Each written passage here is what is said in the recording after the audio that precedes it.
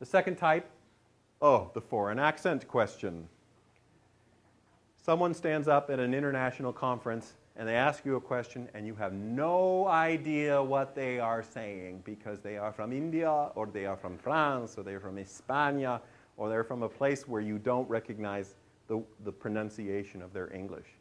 This is terrifying because we think, what are we going to do if I don't understand the question? And let's add an interesting problem to it. The person asking the question, you might notice, is an important person in your field.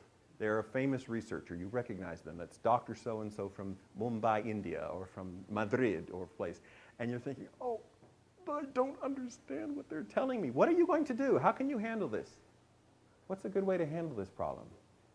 First of all, don't lose your nerve. It's perfectly okay. What can you do?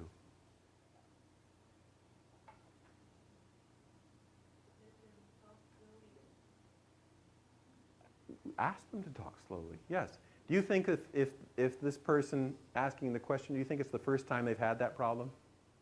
No, they've had it before. And so, very politely, if you just say, could you repeat that question, please, a little more slowly? I really would like to answer your question. Because if they have a heavy accent, I'm sure they have had many times where they were not clearly understood by people. So they're not particularly embarrassed. They'll say, oh, I'm so sorry. And then they'll speak it again more slowly, and very likely you'll be able to understand the question. But let's just play this game one more time. They repeat the question and you still don't understand it. What are you going to do now? What can you do? What's your plan? Ask them to repeat it again?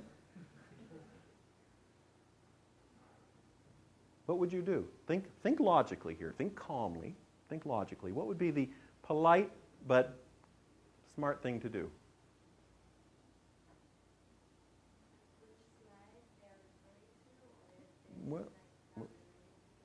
Well, you might still have the problem of understanding them, though. Yeah. Yes, doctor, thank you. Can you ask shorter words, please? Yes. No, we have to be careful. We don't want to embarrass this person. So, any idea what you can do? Well, ask somebody besides you. Yes, ask the audience for a little help here. I said, I'm sorry, but blame yourself. Don't make it seem that it's the asker's fault. Say, I'm sorry, my hearing is terrible. Could someone help me with that question? And then someone will have understood it and will shout it out for you.